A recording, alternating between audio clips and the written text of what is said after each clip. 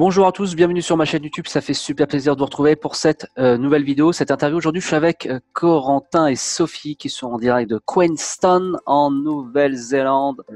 Bonjour à vous deux. Hello!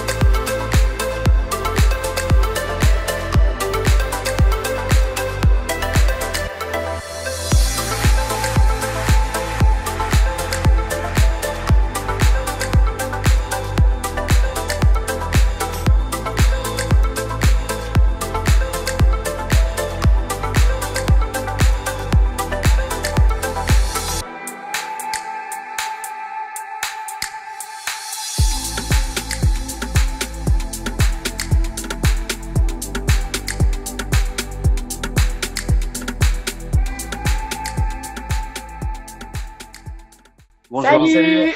Voilà, je suis super content de vous interviewer. On s'était rencontrés en 2019. Avec Sophie, on se parle aussi depuis maintenant quelques années. C'est ça. Tu t'es préparé, etc. Tu as regardé mes vidéos. Enfin bref, tu t'es passé à l'action. C'est le plus important. Si vous devez retenir Ouais. une chose dans cette vidéo dès le départ, c'est le passage à l'action. Sans le passage à l'action, votre projet, finalement, c'est du vent. On arrête de brasser de l'air, on passe à l'action. Donc, Sophie, waouh, déjà, le van, là, vous le voyez en photo, c'est une claque. Bon, là, il fait un peu nuit, on va vous mettre des photos. Mais vraiment, c'est une claque. Alors, déjà, Oui. ça fait combien de temps que vous êtes là? Ça fait 8 mois maintenant qu'on est en Nouvelle-Zélande. D'accord. Et avant ça, on a été en Australie pendant 3 ans. C'est ça, d'accord. Donc, voilà. Donc, PVT Océanie, PVT Australie, PVT Nouvelle-Zélande. Alors, du coup, vous êtes arrivé dans la ville d'Auckland, c'est ça à l'époque? Oui, c'est ça. D'accord. Alors, du coup, Australie, Nouvelle-Zélande, on arrive à Auckland. Est-ce que le départ a été aussi similaire par rapport à l'Australie, au niveau des jobs, au niveau des logements, ou ça a été un peu plus galère? Comment ça s'est passé? Ça a été différent parce qu'en Australie, on est venu pour l'aventure, voilà, les potes et tout ça. Et quand on est venu en Nouvelle-Zélande, on a direct commencé un LPX pour pouvoir construire le van. C'était notre plan de départ. On voulait avoir un van et le construire nous-mêmes. Et voilà quoi, c'était ça le plan. Puis découvrir le pays. D'accord, ok. Donc ça, c'est super intéressant si vous êtes bricoleur comme Corentin et Sophie. Eh ben, construire un van, l'avantage c'est qu'on fait son propre truc sur mesure et on évite d'acheter un van qui a fait 20 fois le tour et qui a 200 000 km ou qui est beaucoup plus vieux que toi. Les vans, souvent, ils sont plus vieux que toi. Donc, du coup, ça, c'est aussi l'avantage. Ok, donc Auckland. Donc, même si dans cette vidéo, on va parler un peu de job, on va parler Covid, on va parler van. Très concrètement, à Auckland, qu'est-ce que vous avez fait comme boulot au départ? Vous avez trouvé un Alors travail? on est arrivé, non pas tout de suite, on a voulu vraiment se focus sur la construction du van. Donc on a trouvé un LPX, on y est resté un petit moment et après on s'est rendu compte que la construction ça avait quand même un sacré coût. Du coup on a cherché un job, Ouais. on a cherché sur Facebook, D'accord. toujours sur Facebook et Sur Facebook. on a trouvé. D'accord. Ok, donc sur Facebook.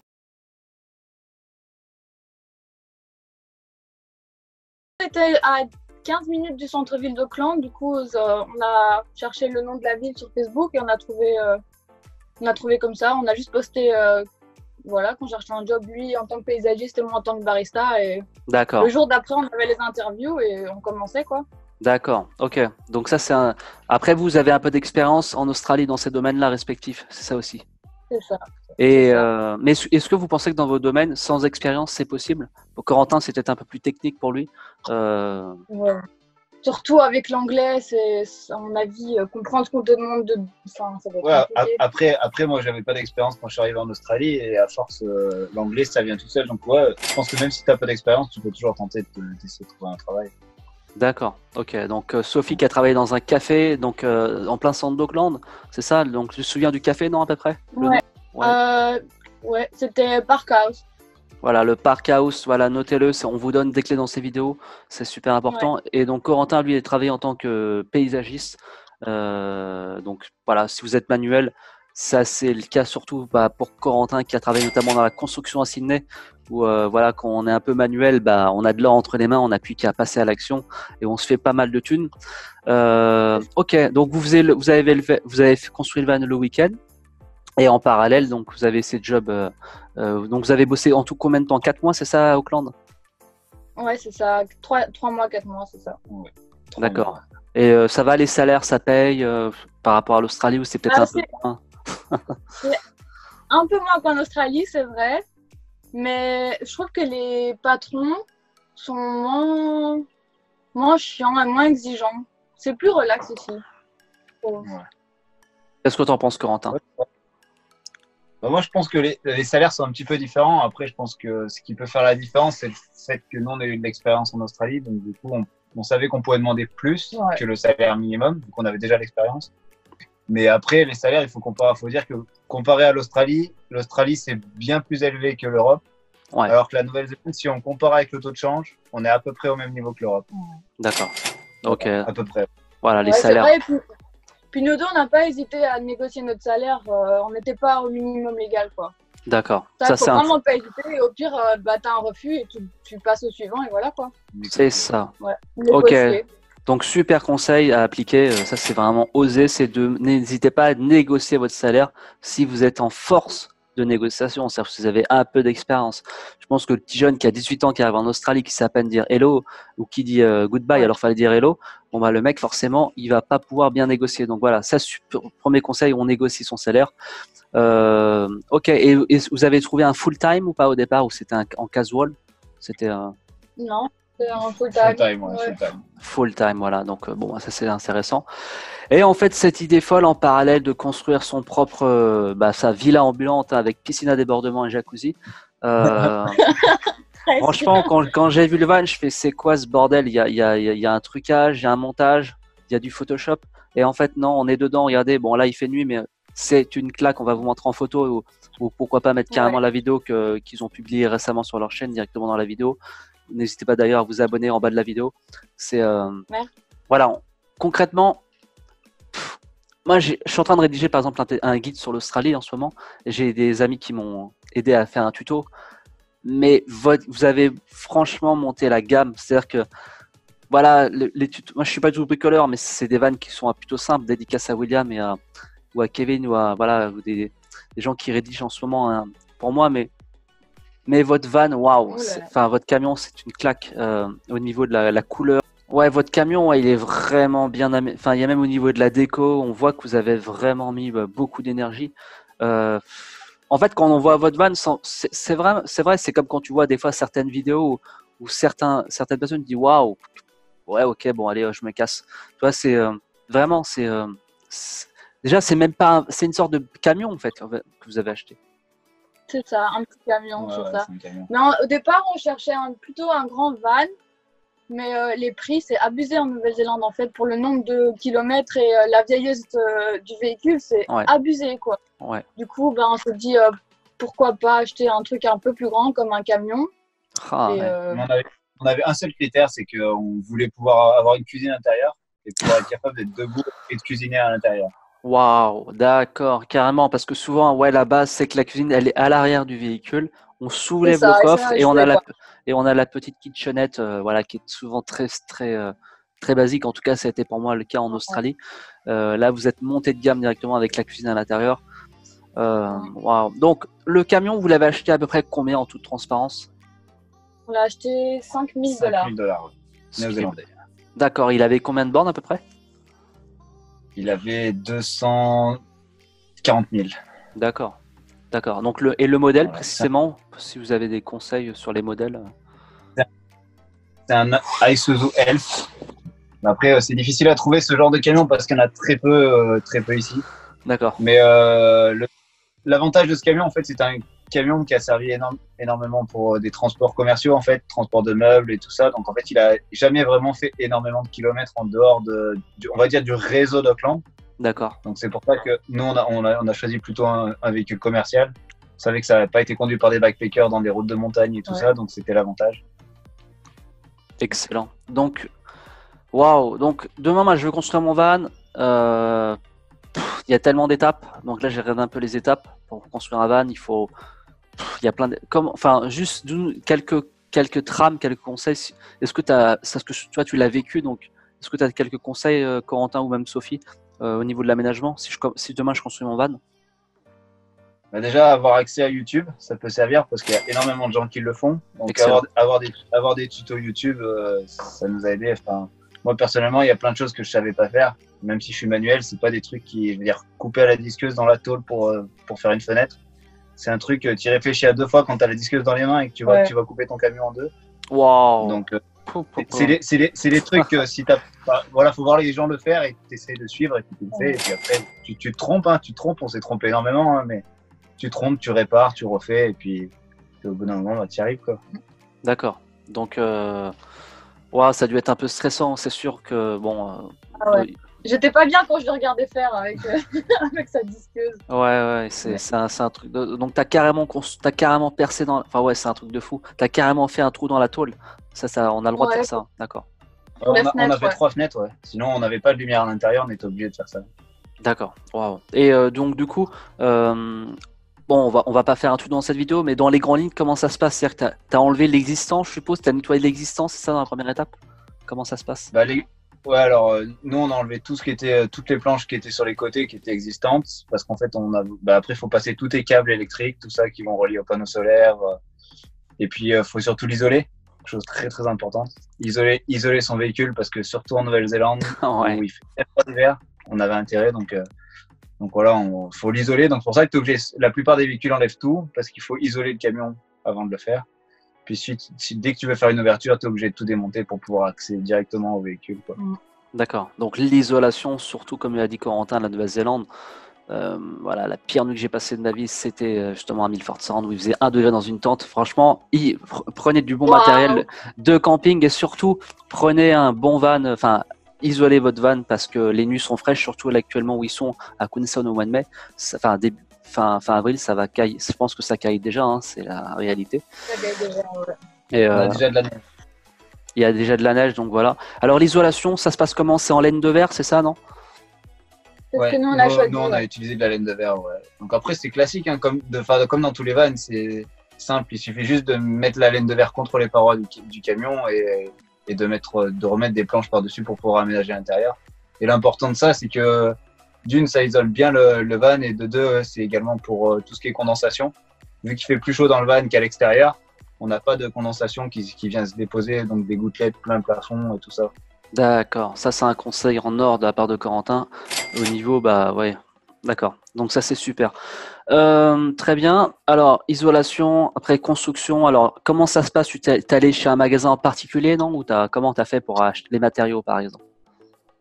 Ouais, bah en gros, on essaye de récupérer un maximum qu'on peut. Donc, on va souvent sur le Facebook Market voir. Donc, nous, on a cherché au début tout le bois possible qu'on pouvait trouver.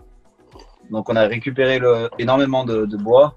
Bon, le truc, c'est que ça ne nous a pas servi. Donc, si j'ai un conseil à vous donner, c'est utiliser tout ce qui est ce qu'on appelle le plywood, c'est-à-dire du contreplaqué en français. D'accord. Donc, tout ce qui est contreplaqué et tout simplement aller au premier magasin de bricolage. Genre en France, Monsieur Bricolage, Lady Mats. Ou Bunnings en Australie. Ici, Bunnings en Australie ou Mitterten en Nouvelle-Zélande. Et vous avez tout ce que vous voulez. Juste acheter le minimum. Acheter le minimum et acheter au fur et à mesure. C'est le minimum. D'accord, donc ça c'est un conseil. Ok, donc si demain moi je construis mon van, j'achète pas tout directement, j'y vais étape par étape. D'accord. C'est ça. Ok, donc parce qu'entre temps, tu peux changer 10 fois d'idée et t'auras acheté des trucs de trop et voilà quoi. Et c'est dur de s'en débarrasser. Même si on le donne, nous on avait beaucoup de bois et on a eu du mal à le donner, même si les gens on le donnait gratuitement, ils viennent pas toujours le chercher. C'est difficile à s'en débarrasser aussi. D'accord, donc vous avez fait beaucoup de récup, donc de la récup de bois sur le Facebook Marketplace, donc des gens qui vendaient du bois ou qui donnaient du bois, c'est ça? C'est ça. D'accord, excellent. Donc donc voilà, ça c'est aussi un conseil, récupérer au maximum pour protéger l'environnement. N'hésitez pas à aller dans les casses, alors je sais pas comment on dit en anglais, une casse, ou dans une déchetterie plutôt déchetterie, mais voilà, ça fait preuve de bon sens. Ok, donc là en Nouvelle-Zélande c'est plus Mitroten, c'est ça que tu nous dis, Corentin? C'est ça. Ouais, Mitroten. D'accord. Ils ont les Bunnings également. C'est très similaire à l'Australie, hein, les magasins. Voilà, c'est plus ou moins les mêmes. Je sais peut-être pas Countdown ou Leafs, voilà, il y a les enseignes qui se suivent. Mais voilà, Mitroten, c'est le bricolage. Et après, en fait, après pour le matériel, la disqueuse. Me dis pas que tu as acheté une disqueuse, Corentin, du coup. Quand même, non, quoi. Non. Justement, c'est pour ça qu'on a choisi d'aller en Elpix. Et on a bien précisé avant de venir qu'on voulait construire un van. Et elle avait tous les outils qu'on avait besoin, quoi. Donc ça, c'est génial. On n'a ni dû louer, ni dû acheter. Ça coûte une blinde aussi. Hein. Donc on a vraiment eu de la chance. Ça, c'est un super conseil. Et je le donne souvent comme conseil, c'est posez-vous en LPX si vous voulez construire votre van. Et en parallèle, faites-le l'après-midi ou le matin. Je ne sais pas comment vous bossez, mais en général, c'est 3-4 heures de travail. On rappelle, le LPX, c'est du travail de volontariat. On fait par exemple, vous, votre LPX, c'était quoi comme la mission? Nous, c'était une pépinière. Donc, on s'occupait des plantes, en fait. D'accord. Ah, ça, c'est bien, ça. Ok, donc pépinière le matin ou l'après-midi. Et après, et vice-versa, on bosse 3-4 heures et on est nourri, logé, blanchi. Donc, inscrivez-vous sur LPX. C'est le meilleur moyen de se faire un petit réseau local, se faire des contacts, se rassurer et en parallèle, on construit son van. Parce qu'en plus, construire un van, il faut de la place. Ça fait sens. Très bien. Donc, vous avez mis combien de temps, du coup, pour le véhicule? Pour construire le véhicule, ça met du temps? On va dire qu'on a mis à peu près 3 mois et demi, 4 mois en travaillant uniquement les week-ends ou quelquefois le soir. D'accord. Parce que forcément, il faut bien payer, on va dire, ses dépenses. Donc, Corentin et Sophie travaillaient dans leur boulot respectif. Paysagiste, pardon, et Sophie travaille dans un petit café à Auckland. Et le week-end, on fait à fond son. Donc, vous avez décidé de ne pas avoir vraiment de vie pendant plusieurs mois pour justement après en bénéficier après, c'est ça? Ça devait être compliqué. Pas vraiment, hein. Non. Ouais, ça devait être... On va dire qu'en 4 mois, on a une Noël et le jour de l'an, quoi. C'est ça. Repos. Ouais, c'est ça. Donc, on n'a rien sans rien, les amis. Lorsqu'on part en Australie, en PVT Nouvelle-Zélande, on devient un entrepreneur. Un entrepreneur, c'est quelqu'un qui, des fois, prend cher pour se donner les moyens de réussir. Donc, vous voyez, Corentin et Sophie ont mis 4 mois à construire ce camion aménagé. Mais en même temps, on n'a rien sans rien. Donnez-vous les moyens de réussir. Quand je reçois des messages tous les jours en me disant « Damien, ça marche pas, ça fait 2 mois que je cherche du travail, ça marche pas, ça fait 2 mois que je galère. » Prends les devants, sois un entrepreneur en tant que PVTiste et tu verras, tout va bien se passer. Il faut des fois affronter les problèmes au lieu de faire l'autruche et d'attendre bêtement que ça se passe. Donc, c'est très bien au niveau de votre véhicule. Donc, on a eu pas mal de conseils. Donc, votre véhicule en tout, ça vous est revenu à combien à peu près? Vous avez une idée? Du coup, on a acheté le véhicule à $5 000. Après, on a mis $6 000 pour l'aménager. Et après, on a eu un gros problème mécanique. Donc, on en a eu pour $5 000 également après. Ouais. Alors, ok, donc on a eu, ça c'est intéressant, autant de matériaux que d'achat, forcément, vu le setup. Ouais. On ne parle pas juste d'un van avec un lit en seconde hand avec un matelas en mousse acheté chez Kmart à $50. Là, on parle d'un setup. Pour moi, un setup de rêve, on peut le mettre dans cette case. Pour un backpacker, c'est assez unique. Moi, j'ai rarement vu ça, à part le couple que j'ai interviewé récemment, bon, c'était un peu différent, mais ils avaient un trailer. Mais voilà, là, c'est vraiment une gamme qui est vraiment impressionnante. Ok, donc $11 000, vous avez tout fait par vous-même, donc ça vous est revenu quand même beaucoup moins cher. C'est ce qu'il faut faire. Alors, conseil, ça c'est un truc qui m'a toujours fait rêver, que j'ai jamais eu pendant mes 2 ans en Australie, c'est l'autonomie en électricité. Ça, c'est un truc que j'aurais vraiment kiffé. Voilà, si vous avez des conseils, parce que là, ça m'intéresse vraiment et ça nous intéresse, les gens qui regardent la vidéo. Je te laisse parler parce que. Alors moi je me suis lancé là-dedans, c'est pas si compliqué que ça. En fait, il suffit d'avoir une deuxième batterie. Déjà, il suffit d'avoir une deuxième batterie à peu près la même taille que la batterie du camion, mais on va dire le truc de la batterie, c'est qu'il faut que cette batterie elle conserve un maximum de charge. Donc c'est les ampères par heure qu'il faut regarder. Plus tu as d'ampères par heure et plus ta batterie restera longtemps chargée. Et après, il suffit, et si on veut pas de panneau solaire, on veut rien du tout, on veut juste avoir une batterie. On prend une batterie, on prend un câble avec un VSR, c'est-à-dire ça s'appelle un relais. Ça permet juste de charger la batterie pendant qu'on roule. Donc la batterie du camion permet de charger la batterie de la maison, on va dire. Secondaire. En roulant. D'accord. La batterie secondaire en roulant, sans qu'elle se décharge quand elle est vide. En gros. D'accord. Donc voilà, c'est juste, et ça coûte $50, je crois, le boîtier, avec tous les fils qu'il faut. D'accord. Donc. À partir de là, il faut juste que la batterie, la deuxième batterie, elle soit reliée à ce qu'on appelle un inverteur. C'est-à-dire pour passer du 12 volts de la batterie aux 230 volts que vous avez chez vous, quoi. Les prises normales, classiques à la maison. Et voilà, vous avez besoin d'un inverteur, d'une batterie et de ce relais et vous avez l'électricité. D'accord. Donc, La deuxième batterie, du coup, elle coûte à peu près. T'en as eu pour combien à peu près de deuxième batterie? Ça coûte cher, ces genres de batterie à décharge lente? Ouais. Ça coûte à peu près 400 $, on va dire. Entre 400 et 500 $. D'accord, ouais. Ok, C'est le d'accord. gros du budget. Voilà. Voilà. Ouais, c'est le gros. Donc, seconde batterie assez puissante, le VSR qui est le relais, et après le inverteur pour avoir du 12 à 220 volts, c'est ça? 200, À enfin, 230, ouais. À 230 230, volts. ouais, c'est ça. Voilà. Donc ça, c'est, Pour brancher. on vous mettra des schémas dans la vidéo pour être le plus clair possible. Et ensuite, et toi, tu es allé plus loin, tu as mis un panneau solaire, Corentin, c'est ça? Voilà. Alors, Donc en gros, le panneau solaire, il vient en supplémentaire, on va dire. C'est-à-dire qu'il y a deux façons de charger la batterie, quand on roule et quand on est statique, les panneaux solaires qui chargent la batterie également. Donc voilà. Et comment ça se passe? Les panneaux solaires, c'est super simple. C'est genre, vous avez un boîtier, il y a les panneaux solaires qui sont branchés au boîtier, le boîtier il est branché à la batterie, ça charge tout seul. Excellent. Simplement. D'accord, excellent. Ok, donc ouais, en fait, quand tu es à l'arrêt, le boîtier fait il va prendre l'énergie de le panneau solaire, il va alimenter la seconde batterie. C'est ça, pas la première batterie. Et comment tu as fait pour lui dire, va dans la deuxième batterie, pas dans la première batterie, par exemple?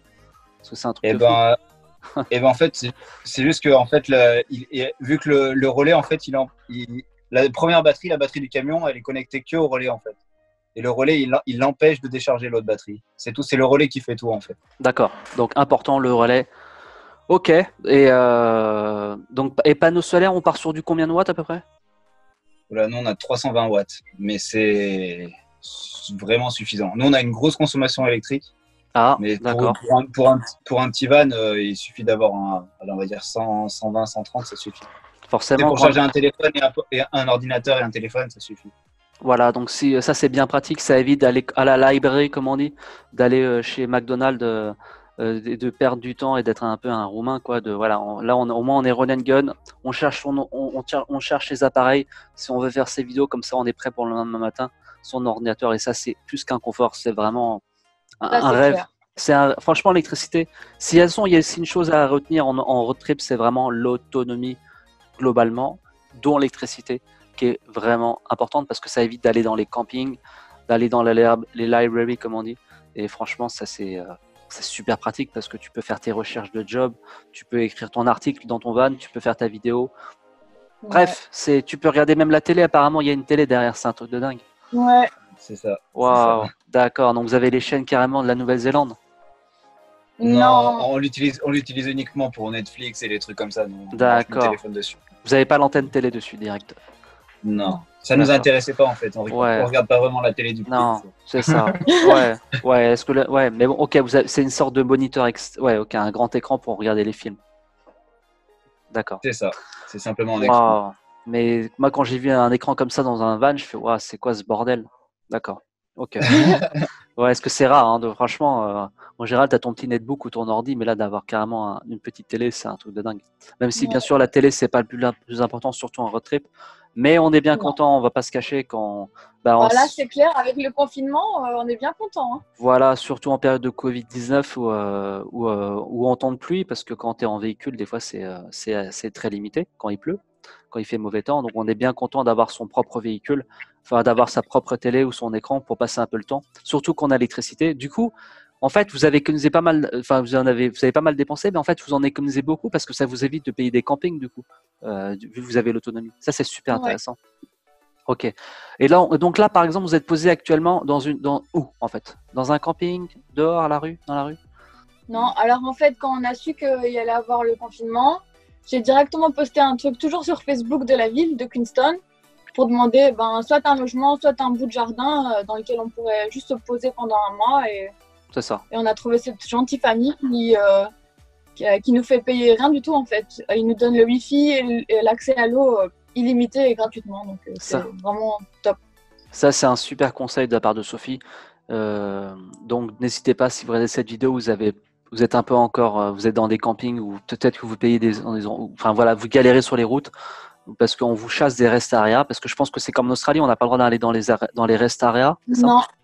Tout te permet, ouais. Voilà, donc aller chez l'habitant. Il y a sûrement des applications pour aller chez l'habitant. Je connais pour l'Australie, la Nouvelle-Zélande. Bon, faites vos recherches, mais voilà, allez demander tout simplement. Lorsqu'on part en PVT, il faut aller vers les autres. Il ne faut pas rester dans son Ouais. coin. Il y a un truc qui marche super bien, c'est sur Facebook, c'est à chaque fois que vous êtes coincé à un endroit et que vous voulez trouver quelque chose, un travail, que ce soit n'importe quoi, il y a toujours une page de la ville, le nom de la ville avec marqué community, quelque chose comme ça, où c'est que des locaux qui communiquent entre eux par cette page Facebook. Et partout, vous allez partout dans le monde, vous allez sur une page Facebook de la ville. Et quand c'est on va dire le tableau de bord de community de la ville, et là, ils vous aideront. C'est des locaux, donc les gens, ils vont aider. Ouais. Excellent. Excellent conseil de la part de Corentin. Donc, community, par exemple, Auckland. Community Napier, par exemple, s'il y a Napier, il y a un groupe Facebook. Et voilà, on y va, on propose et on rentre dedans, comme je vous l'ai dit. C'est comme ça c'est la bonne manière de réfléchir quand on part en PVT, de pas rester bêtement que le travail tombe du ciel ou que la situation se débloque. C'est ce que j'essaie de dire à ma communauté qui était actuellement en Australie, par exemple, essentiellement. Il faut attendre que le nuage passe. Des fois, on n'a pas forcément ce qu'on veut quand on veut. Et ça, d'ailleurs, c'est l'exemple concret de la part de Corentin et Sophie, où ils passent du temps à construire leur véhicule. Et là, bam, le véhicule lâche. Et là, bam, le Covid-19. Ouais. Est-ce qu'ils sont encore là? Oui, ils sont encore là. C'est un exemple concret d'un couple qui n'ont pas abandonné malgré la difficulté. C'est comme ça qu'on doit voir le PVT. Alors, la panne mécanique, ça s'est produit rapidement, non, après la construction? J'ai l'impression que c'était plutôt vers le nord, c'est ça que ça s'est arrivé? Je ne me rappelle plus trop. Ouais. Au bout d'une semaine, une semaine de road trip, tout était fini et au bout d'une semaine, on a fait donc le joint de culasse. Donc vraiment le truc qui peut être l'un des trucs le pire qu'on peut avoir sur un véhicule. C'est ça, c'est ça. Et ça nous a coûté 5 000 $ pour les réparations et pareil, on a été bloqué. On a été bloqué dans une ville et on a réussi à trouver du travail pareil, grâce à Facebook pour pouvoir, on va dire, diminuer les dépenses que ça nous a coûté. Puis on était vraiment perdus dans une petite ville, peut-être 500 habitants. C'était où? C'était où? C'était à Wellsford. Wellsford, au nord d'Auckland, genre 2 heures d'Auckland. Ouais, ok. Et on a expliqué la situation sur la page de la ville et on a réussi à trouver du boulot encore mieux payé que ce qu'on était habitué à être payé parce que c'était en black. Et on faisait les jardins des gens et on a touché. Franchement, ça nous a vraiment bien aidé, quoi. Excellent. Franchement, ça, c'est le bon mindset qu'il faut avoir. On a une galère et on n'abandonne pas la première galère. Même si, bon, là, on parle d'un joint de culasse. On parle même pas d'un. Parce que je pensais que quand ma boîte de vitesse n'a pas lâché en 2017, là, vous êtes encore au-dessus. Pourtant, c'est déjà un coup de massue. On parle d'un joint de culasse. C'est il n'y a pas de pire qu'un joint de culasse. C'est ça. Je vais vous dire. Je pense, de ce que je comprends, en tout cas en mécanique. Donc là, franchement, on passe du temps. Le joint de culasse pète et là, le mindset extraordinaire, on s'est pas découragé et on a trouvé du travail pour limiter les dépenses. C'est ça qu'il faut le voir. Voilà, ça c'est super. En tout cas, ça a été vraiment la bonne manière de faire, malheureusement, même si c'est bien sûr galère sur le moment. Ok, la réparation a été faite et là, vous avez repris la route. Et après, en fait, ce qu'il faut comprendre, c'est quand on work des visas, après la roue tourne. La roue, elle tourne tôt ou tard. Les gens qui me disent, ouais, pendant un an, j'ai que de la galère, j'y crois pas. Des galères. C'est pas possible. On a des galères, on a toujours des galères. Moi, au quotidien, quand je me réveille, ça fait 3 ans que je travaille à mon compte, j'ai des galères en permanence. Mais la roue, elle tourne à un moment donné. Toi, il faut faire en sorte de la retourner, la roue. Et la roue, c'est c'est le bonheur, c'est les routes, c'est pas le free picking, mais se baigner dans des cascades, se baigner sur des plages à Coromandel parce que l'eau elle est turquoise, si on va à Newton Beach, etc. Donc voilà, c'est le mindset qu'il faut avoir. Il faut se dire, ok, la galère va pas être tout le temps. Donc là, depuis ces galères là, ça se passe bien du coup. À part le Covid-19, malheureusement. Ça c'est autre chose. Génial. C'était génial. On n'était pas super, comment expliquer, super attirés par la Nouvelle-Zélande parce que l'Australie c'était notre rêve et au final, waouh, c'est magnifique.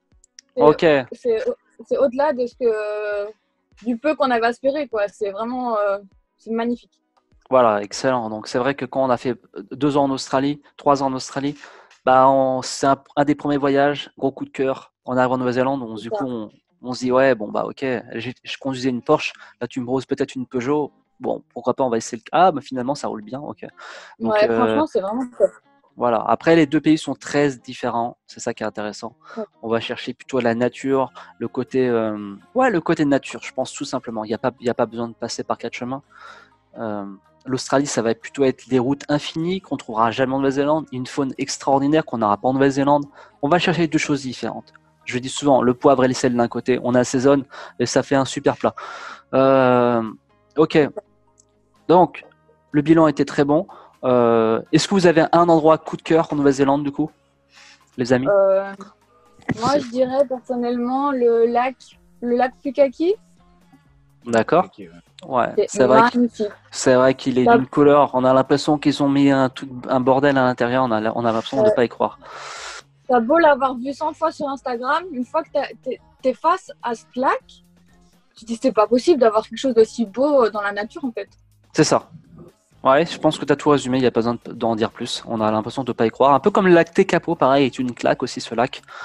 Ouais, il y a beaucoup de claques en Nouvelle-Zélande. Si vous aimez la rando notamment, c'est fait plutôt c'est plus adapté pour vous. Australie peut-être moins en rando parce que le climat est moins adapté, on va dire. Bah, forcément, il fait plus chaud. Le climat, ça va, vous avez réussi à vous adapter parce que c'est vrai que l'Australie, on est en mode, voilà, on est tranquille. Nouvelle-Zélande, c'est un peu plus rude. Vous êtes adapté, non? Avec ce climat en van, en plus, c'est ça qui est compliqué, non? Au début, quand on était en Alpix, il a beaucoup plu. On arrivait en septembre et il a plu pendant 2 mois, je pense, jusqu'en novembre. Et après, tu vas pas me croire, mais il fait encore plus chaud qu'en Australie. Quand ça tape ici en Nouvelle-Zélande, ouais, c'est un truc de malade. Non, mais ouais, je veux bien le croire. Alors, peut-être pas partout en Australie, parce que quand tu es à Nell Harbour, ils ont atteint 49,9 degrés en décembre. Ouais. Je pense pas que. Mais oui, en tout cas, ouais, c'est un soleil qui tape. Ouais. Non, mais oui, c'est. En fait, la température ne veut pas dire grand-chose. Souvent, tu vas avoir une température, il va y avoir marqué aujourd'hui, il fait 27 degrés.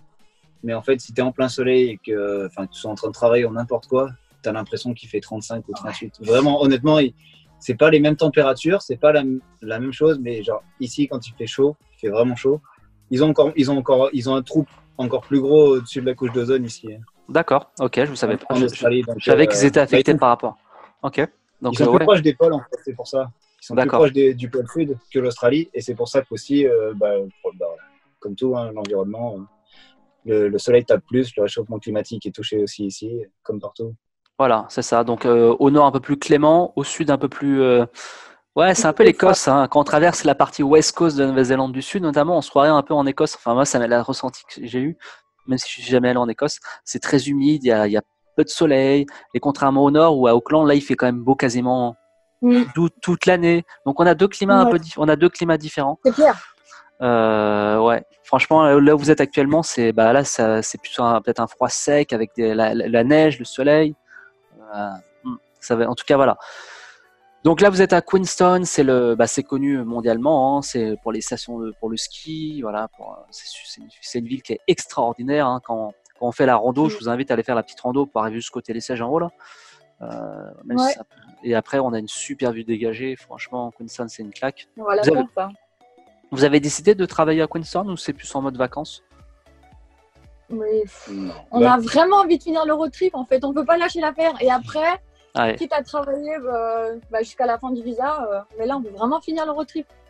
D'accord, et qu'est-ce qui vous manque comme road trip?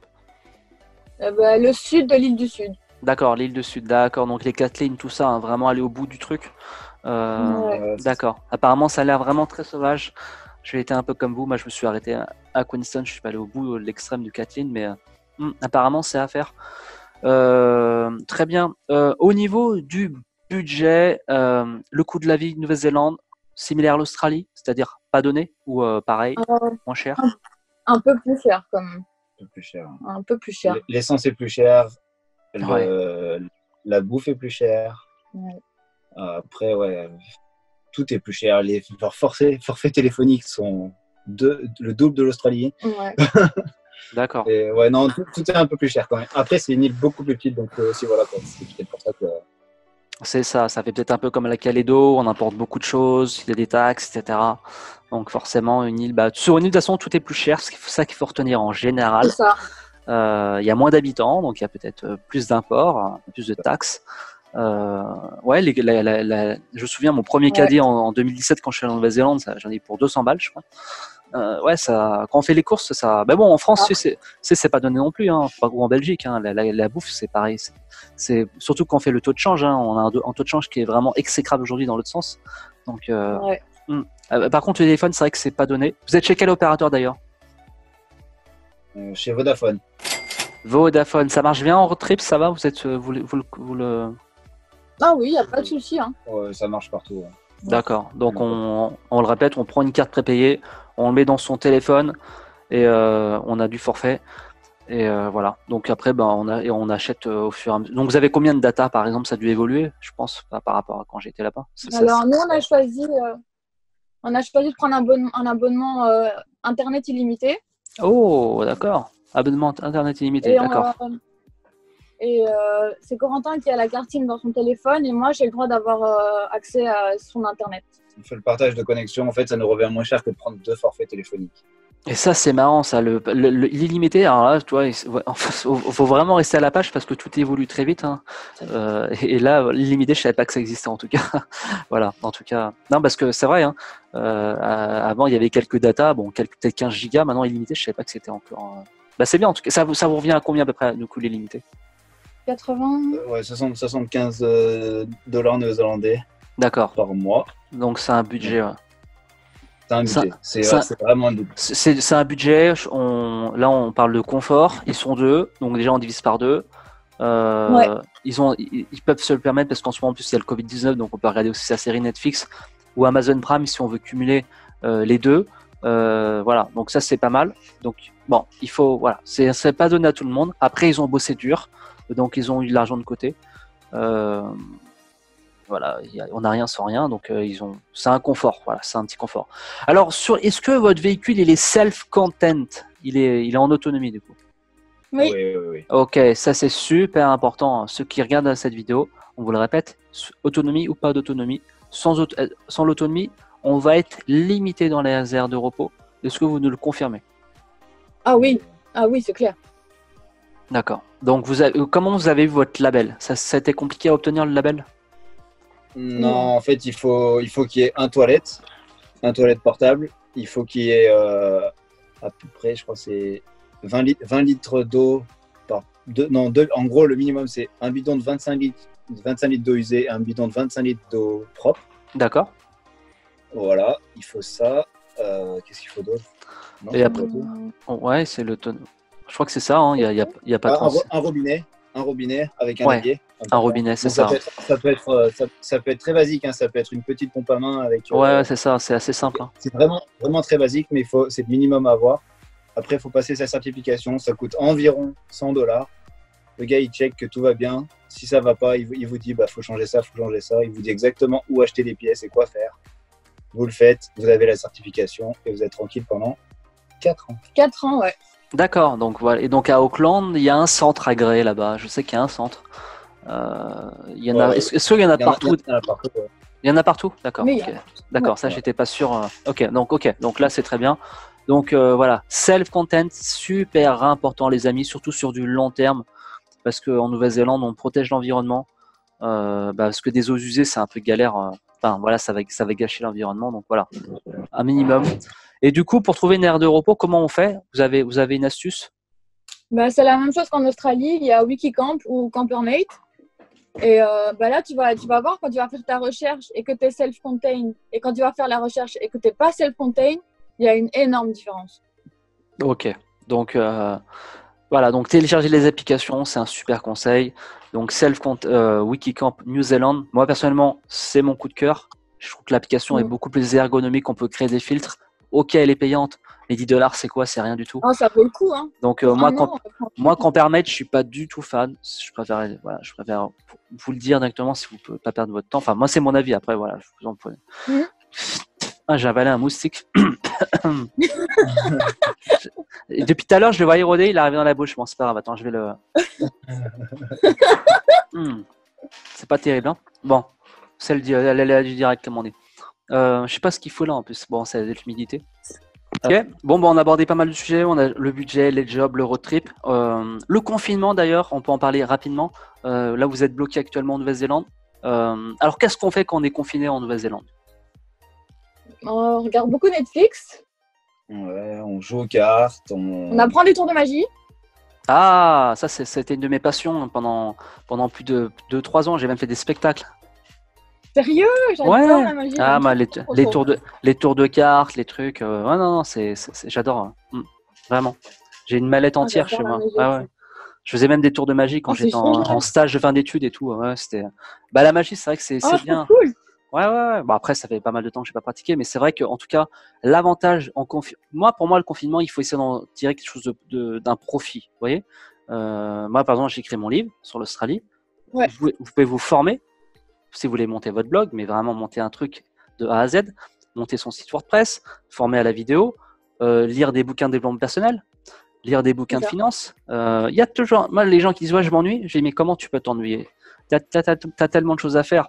Et on parle pas forcément de Netflix parce que Netflix, je pense que c'est assez limite très rapidement. Enfin, en tout cas, c'est mon avis. Ouais. Lisez. Moi, j'ai commencé un peu à m'intéresser à la lecture, notamment avec l'application Audible que j'ai sur mon smartphone. Donc là, j'ai commencé par un livre qui s'appelle Père riche, Père pauvre, par exemple, qui t'apprend à gérer tes finances personnelles. Et franchement, c'est une claque. Voilà, donc lisez, documentez-vous, formez-vous. Et les gens qui disent ouais, j'ai pas le temps, t'as le temps. Donc arrête de trucs. Donc les gens qui disent que j'ai pas le temps, bah voilà, c'est pas ta priorité. Continue à faire de la merde sur les réseaux sociaux et viens pas te plaindre à l'avenir. Donc voilà. Franchement, en tout cas, je vois que vous êtes super heureux dans votre véhicule. Vous le méritez parce que vous avez pris super cher. Soit au niveau de la construction, du joint de culasse, du Covid-19, vous êtes encore là. Franchement. Et vous me faites penser à un pote à moi que j'ai coaché à Bordeaux qui a tout connu. Il a connu les incendies, le Covid. Là, il travaille dans une ferme de poulets en quarantaine. Et il est là, le mec. Toi, il abandonne pas. Donc, voilà, on réussit son aventure, on réussit dans la vie en général parce qu'on n'abandonne pas. C'est ça le mindset. Des fois, j'ai des gens, ouais, j'ai abandonné, je suis rentré en France, c'était galère. Je sais pas. Moi, je sais. C'est dommage de ne pas avoir poussé parce que ça peut être peut-être galère le début, Bien mais sûr. après quand tu es dedans, tu kiffes en fait, c'est que du kiff. Ouais, c'est ça. Il y a des moments où en fait, des fois, on n'a pas ce qu'on veut, on n'a pas toujours ce qu'on veut quand on veut dans la vie. On a des galères en Australie quand on part en working holiday visa. Après, ou en Nouvelle-Zélande. Enfin bref, en working holiday visa, on peut pas tout prévoir. Après, ça fait partie de l'aventure, j'ai envie de vous dire. Hein. C'est malheureux. On a tous des galères, des séparations de couples, voilà, hein, des séparations d'amis, des tragédies au niveau de Van. Je pense souvent à William d'ailleurs. Je parle souvent de lui, qui est en train de donner un tuto. Ah, j'ai vu. Lui, il a perdu 2 vannes. Donc, il a eu 3 vannes en 1 an en Australie. Donc, lui, il a un record. Est-ce qu'il a abandonné? Non. Attends. Non, on a mieux. On a 5 véhicules. 5 véhicules en 2 ans, 3 ans. 3, 4 et 2 voitures en 2 ans. Ah ouais, vous avez. Ouais, c'est. Waouh. Et vous voyez, en fait, il faut essayer toujours de voir le verre à moitié plein. On a des galères, on a des coups durs. Je pense qu'après, quand tu es tout seul, c'est peut-être plus dur mentalement par moment aussi. C'est bien. C'est pour ça, d'où l'intérêt des fois de voyager en tout cas à plusieurs ou en couple. Moi, c'est mon avis, en tout cas sur du long terme. Mais voilà, en tout cas, vous êtes là. En tout cas, la Nouvelle-Zélande, c'est super. Comment dire? Les chiffres, en tout cas, sont extrêmement inspirants. Alors, le Premier ministre, il a donné des nouvelles mesures. Sophie, tu peux nous en parler? Toi, tu as l'air un peu calée sur le sujet.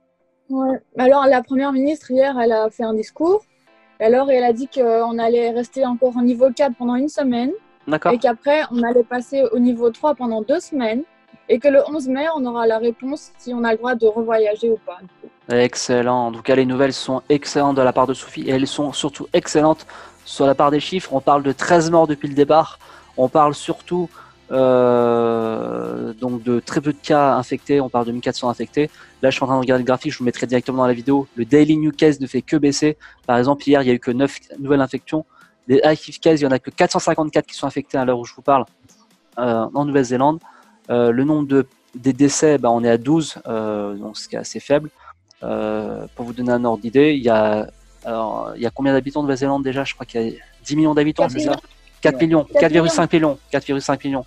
Donc il y a proportionnellement, en tout cas, on va pas vous faire un calcul en produit en croix, mais il y a beaucoup moins de morts que partout, parce que c'est une île aussi, c'est important d'en parler, c'est une île. Donc, partir de Nouvelle-Zélande en pensant qu'on sera mieux en sécurité en France ou en Belgique, malheureusement, c'est pas la réalité. Nos amis belges sont aussi gravement touchés par le Covid-19. Les chiffres Ouais. sont bien là, hein. La France, on parle aujourd'hui de plus de 20 000 morts. Donc une personne sur 3 000 est décédée en France, par exemple. Hein. Je m'amusais. Bon, moi, je suis un peu un expert des chiffres, sans me vanter. J'aime bien les chiffres. Voilà. Après, malheureusement, c'est pas drôle.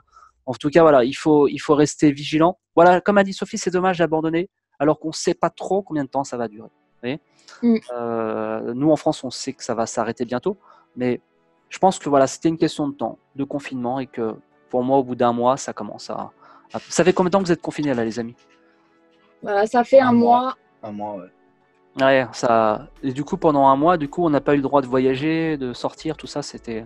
Non. D'accord. T'as le droit d'aller faire tes courses, t'as le droit de faire des randos à la journée. Ah, ok, bon, ok, t'as le droit. Et du coup, pareil, est-ce qu'il y a un... Localement. Hein. Dans ta région. Localement, genre moins, Ouais, moins de ouais. 10 km jour, quoi. Ouais, et ouais, je suppose que c'est pas un trek de 3 jours avec la tente, quoi. Non. Un peu de marche, voilà, Non. on conseille de faire un peu.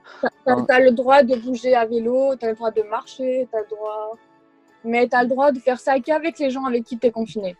Voilà, c'est ça. Mais en tout cas, je pense que les gens ont respecté, parce que quand on voit le nombre de nouveaux cas, le nombre de personnes infectées, même si bien sûr un mort c'est un mort de trop, les chiffres sont beaucoup moins alarmants qu'on a en France, en Italie. Après voilà, c'est une île comme on le dit, donc les gens ont respecté. Je suppose qu'il y a eu aussi une séparation entre l'île du Nord et l'île du Sud, donc les gens ne peuvent plus circuler entre les îles. Ouais. Il y avait plus de. Après, ils ont respecté, genre ils ont pris le problème en amont directement. Et ils ont décidé, ils n'ont pas dit on va mettre 2 semaines, on va mettre 2 semaines. Ils ont mis en mode confinement direct et tout le monde reste chez soi. Ouais. Les gens ont respecté et c'est pour ça que les chiffres sont en train de baisser. Et si les gens continuent à respecter pendant 3 semaines, ils ont compris qu'ils pourront sortir le plus vite possible si tout le monde respecte. C'est ça, exactement. Se faire mal sur du court terme, c'est toujours mieux que se faire moins mal sur du long terme. Donc voilà, c'est vrai, ils l'ont pris. T'as raison, Corentin, ils l'ont pris tout de suite. Je me souviens avoir fait une vidéo quand la nouvelle n'est tombée 1 heure avant. J'avais fait la vidéo sur YouTube. C'était il y a plus d'1 mois et entre temps, il y a eu beaucoup moins. Voilà, en tout cas, les nouvelles sont excellentes. D'ailleurs, ceux qui regardent cette vidéo qui sont en Australie, pareil, les nouvelles sont excellentes. Il y a eu que 11 cas, je crois, de nouveaux infectés, sachant que l'Australie, c'est comme beaucoup plus peuplé. Donc, pareil, le confinement est très, très bien géré. Je pense qu'on va sortir du confinement dans les 2-3 semaines qui vont arriver. Donc, soyez patients si vous êtes actuellement en PVT. C'est dommage de rentrer en France parce qu'après, il faut repayer un billet. Peut-être un problème de visa parce que par là, on peut aussi geler les visas. Vous êtes en train de vivre l'aventure de votre vie. L'aventure d'une vie, c'est des fois, malheureusement, le toit qui s'écroule. On n'abandonne pas à la première difficulté, même si aujourd'hui on parle comme d'un virus. On parle pas non plus d'une guerre nucléaire, vous voyez. Enfin, je pense qu'il y a aussi beaucoup de peur par rapport aux backpackers, des gens qui n'étaient pas forcément préparés mentalement ou assez préparés mentalement ou financièrement. Dire ah ouais, j'ai pas assez d'argent, j'ai pas d'assurance santé. On vous le répète, hein, il faut 5 000 $, il faut une assurance, il faut voir venir. Il faut de l'argent de côté. Regardez, Corentin et Sophie, ils ont perdu 5 cas de réparation. Et ça n'arrive pas qu'aux autres. Des problèmes d'accidents, pareil, des accidents de voiture, ça peut arriver. D'où l'intérêt d'avoir une Rigo. Ça n'arrive pas qu'aux autres. Moi, je me souviens, mon dernier jour en Nouvelle-Zélande en 2017, un accident extrêmement grave que j'ai pu voir juste à côté de l'aéroport de Christchurch. C'était horrible à voir. Donc voilà, c'est la réalité. Et ça aurait pu être moi juste après, parce que l'accident est arrivé 2 minutes avant moi. Donc voilà, malheureusement, ça n'arrive pas qu'aux autres. Des accidents de voiture. Donc voilà, faites attention, prenez une assurance, prenez 5 000 $. Et après, si vous sentez que... Après, il ne faut pas forcer le destin. Voilà, il ne faut pas forcer si on sent qu'on n'a pas envie de continuer. Ça ne sert à rien de rester. Oui, Ok, est-ce que vous avez des derniers conseils, les amis, avant de terminer cette vidéo? On a donné pas mal de conseils. Le conseil, c'est pour toutes les personnes qui sont encore en France et qui ont envie de partir, faut pas hésiter, faut le faire, quoi. Dès que c'est fini cette connerie de coronavirus, foncez, vivez votre meilleure vie, quoi. Voilà, comme dit ma mère, c'est le connard virus. Mais non, mais c'est ça. Voilà, réalisez vos rêves. On ne fait que prolonger le projet, mais on passe à l'action. On le répète. Par contre, le temps passe, donc c'est 18-30 ans la demande, donc la veille de 31 ans. Donc, oui, c'est limiter l'âge, mais voilà, en tout cas, faites-le. Passage à l'action, je pense que c'est la clé. C'est ce que je répète souvent. Souvent, on a l'idée de le faire. On a envie de faire un tour du monde. On a envie de voyager. Et on se retrouve finalement pas à passer à l'action. Et le temps passe. Et on a raté le train. Le train, il nous a amené là-bas. Et en fait, le train, on l'a raté. En fait. Donc, il faut le prendre dès qu'on peut, quoi. $5 000, c'est pas incroyable, hein, de mettre de côté $5 000, c'est pas non plus une somme, voilà, ça se fait. Hein. On travaille l'été. Comment vous avez réussi à mettre de côté, vous, pour partir la première fois en Australie, du coup? Vous avez bossé, Bossé pendant 1 an. Ah. J'avais 3 boulots, je travaillais 7 jours sur 7, mais je savais pourquoi je le faisais, quoi. C'est ça. Il y a des moments où c'est ça. Et toi, Corentin, du coup, pareil, tu travailles le week-end. Ouais, j'avais un boulot où j'étais plus ou moins bien payé et je suis parti grâce à ça. Après, il faut se dire un truc, c'est que l'argent, certes, il faut de l'argent pour partir, mais l'argent dans un voyage, ça descend, on va arriver à zéro, on va remonter, ouais. on aura de l'argent, on va arriver à zéro. Et c'est une vague et c'est comme ça qu'on voyage. Et l'argent, il sert à voyager. Il ne faut pas se dire, oh, mais moi, je vais avoir $30 000 et être bien. Et on peut tout perdre d'un seul coup, tout regagner. Le travail, on en trouve et il faut juste continuer à persévérer et faire ce qu'on aime. C'est surtout plus facile de trouver un travail en Australie ou en Nouvelle-Zélande parce qu'on te laisse ta chance, en fait. C'est ça, c'est ce qu'on. Je crois qu'il y a 92 interviews sur ma chaîne YouTube, alors je vous parle. C'est ce qui ressort à chaque fois. Hein. Je peux vous le dire en tant que j'ai vécu l'aventure avant beaucoup de monde, parce que je commence à être un peu un ancien, on va dire, du blogging, etc. On vous laisse votre chance. Quand tu as 27 ans, tu n'as jamais conduit un tracteur et qu'on te file un tracteur dans une ferme en Australie, c'était mon cas par exemple, je me suis étonné. Et ça, c'est le cas pour tous les backpackers qui regardent cette vidéo. La chance, après, a ses limites, attention. Par exemple, Corentin, qui a été paysagiste, je pense qu'on t'a pas confié directement à la tronçonneuse directement, je suppose. On y va étape par étape. Ah, bah non. Ouais. Voilà. Il y a la barrière de la langue également. C'est ça. Il faut faire ses preuves. Hein. Il faut faire ses preuves. On ne travaille pas dans un hôtel étoilé où on conduit un engin minier qui fait plus grand qu'un immeuble du jour au lendemain. On y va étape par étape. Et ça, allez voir la vidéo de Tony Pulin. Pour moi, c'est la vidéo la plus importante sur ma chaîne YouTube. Un gamin de 22 ans qui conduit un road train, ça, c'est une claque. Donc voilà, faites-le. Si par exemple, Tony l'a fait ou Corentin l'a fait sans expérience, ou Sophie dans un café, bah voilà, elle l'a fait. On peut le faire. Ok. Bon, bah en tout cas, c'est super inspirant cette vidéo globalement. Est-ce que il y a une arnaque à connaître en Nouvelle-Zélande que vous avez envie de partager pour terminer la vidéo? Je pense que c'est un peu la même chose qu'en Australie. Je dirais surtout pour l'achat d'un van, il faut le faire inspecter quoi, avant de l'acheter. Il y a combien d'amis à nous qui n'ont pas fait d'inspection et qui ont lâché entre les mains, et ça je suis désolée, mais c'est ta faute en fait. On peut l'emmener dans un garage pour être sûr qu'il marche. Quoi. C'est ça, c'est souvent quand on part en work des visas, quand je vous le répète, on devient un entrepreneur. Seul vous êtes maître de votre décision. C'est pas de la faute de ta mère ou de ta grand-mère, c'est le véhicule à lâcher. C'est de ta faute. Il faut prendre les devants toujours. Il faut toujours prendre les devants, et de se dire bon, ok, bah je fais un check déjà pour commencer. Je vérifie les papiers. Donc vérifier les papiers de la Rego, le WOOF, pareil, le contrôle technique. Vérifier si c'est à jour. Donc ça, vous allez en préfecture. Comme vous avez vérifié les papiers du propriétaire, comment ça s'est passé? Vous êtes allé sur un site précis ou? Non, nous on a acheté le camion à un concessionnaire automobile, donc on a eu tous les papiers faits directement en fait. D'accord. On n'a pas eu ça à gérer. Quoi. D'accord, donc important en tout cas les papiers. Je pense à un backpacker que j'ai interviewé, je la mets bientôt sur YouTube. Il s'est fait arrêter par la police, le véhicule n'avait pas été bien enregistré. Ils ont immobilisé le véhicule directement, ils ont arraché la plaque avec un tournevis directement. Le véhicule était unregistered en Australie. Voilà, donc sa vidéo avec Vincent, donc qui va sortir bientôt sur YouTube. Donc voilà, ça n'arrive pas qu'aux autres. Et surtout quand on a le véhicule à son nom, on est protégé corporellement parlant. Ça c'est important d'en parler. La fameuse Rego, hein, comme en Australie. Vous avez une assurance matérielle du coup pour protéger votre villa? Ouais, on a une assurance pour le camion. Ouais. Assurance habitation directement. Quasiment. Ah mais c'est ce que je me demande, toi. Je me dis quand je vois ces camping-cars, des fois, mais c'est même plus une assurance matérielle, c'est carrément une habitation. Des fois, tu vois des setups quand vous avez dû le voir en Australie. Tu te dis mais c'est quoi ce bordel? Ça coûte plus cher qu'une maison, le truc. Donc voilà, vous payez combien à peu près en assurance? Oula. On a payé $400 pour 6 mois, c'était ça, non? Euros. 400 euros pour 6 mois, je crois. 400 € pour 6 mois, donc ça fait. D'accord, elle n'est pas donnée, mais en même temps, on a un véhicule qui a une valeur. Donc, ah oui. Alors, il y a une chose importante en Nouvelle-Zélande, c'est qu'il y a un truc qui est difficile, c'est de faire assurer un véhicule qu'on aménage nous-mêmes pour que, en fait, quand le véhicule il devient habitable, c'est-à-dire qu'on vit dans le véhicule et qu'à la base, il n'était pas habitable, il y a beaucoup d'assureurs néo-zélandais qui veulent pas l'assurer. Donc nous, on est passé par la CCM, une assurance française ici. Sinon, on n'aurait pas pu être assuré sur notre véhicule. D'accord, c'est super important d'en parler. Voilà. Donc, bon, prenez ce conseil.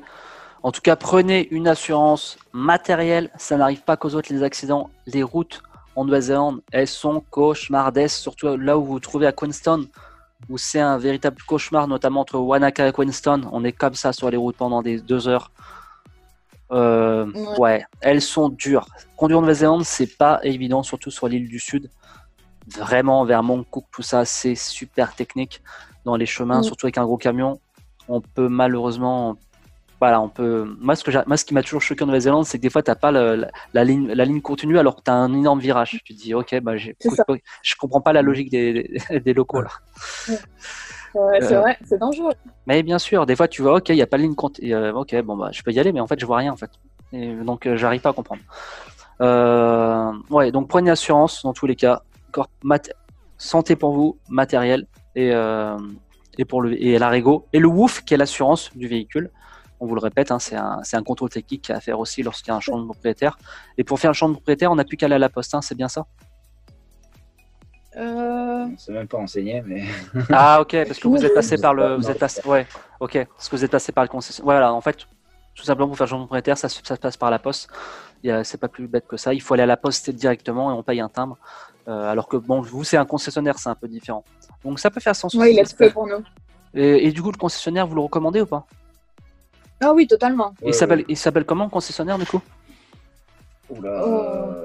Après, c'est compliqué. En gros, c'était une agence de location de voitures qui avait genre un garage en background et qui avait genre, on va dire 2-3 véhicules qu'ils essayaient de vendre. D'accord. C'est pas son boulot principal, quoi. D'accord, ok. Bon, en tout cas, c'est rassurant si vous souhaitez partir. Parce que là, je suis en train de me taper notamment le code en Australie, voilà, le code pénal. Et en fait, quand de particulier en particulier, il n'y a absolument aucun recours en cas de vice caché. En tout cas, en Australie, de ce que j'ai compris, sauf quand tu passes par un dealer, un car dealer. Donc, tout l'intérêt de se protéger aussi. Il y a des sociétés comme ça en Australie ou en Nouvelle-Zélande, des car dealers, où je suppose qu'il y a même des ventes de véhicules, le backpacker. Ça peut être intéressant.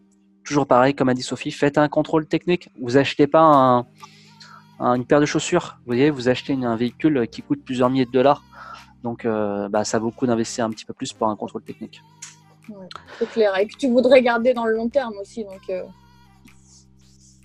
Et la revente derrière aussi, c'est important d'en parler aussi. Donc ça aussi, faut toujours voir le long terme. Vous voyez, on achète, on investit, on revend derrière. Donc j'espère que vous allez pouvoir le revendre, en tout cas pour retomber sur vos pattes. Nous aussi, on espère. Mais là, depuis hier, on a une idée. Pourquoi pas le ramener en Europe? Ah, ça c'est complètement fou comme projet, d'accord. Bah écoute, voilà, c'est les projets en fait évoluent en permanence. Et ça, je peux vous donner plein d'exemples. Soit tu arrives en Australie, finalement tu t'installes sur du long terme, tu achètes un véhicule, tu le ramènes en Europe, tu montes ta boîte alors que tu n'avais pas prévu de monter ta boîte. Ça, c'est l'aventure. Donc on est en plein dedans. Donc ça va évoluer, un projet évolue. Donc si vous pouvez le faire, c'est un truc de dingue. En tout cas, les formalités doivent être un petit peu lourdes. Je ne pourrais pas vous donner conseil, mais je pense que ça ne va pas être donné pour le ramener en Europe, par contre, au niveau des bateaux, etc. Mais ça peut être intéressant. Ça peut être intéressant de revenir par l'Asie, tout ça. Ça sera un gros projet.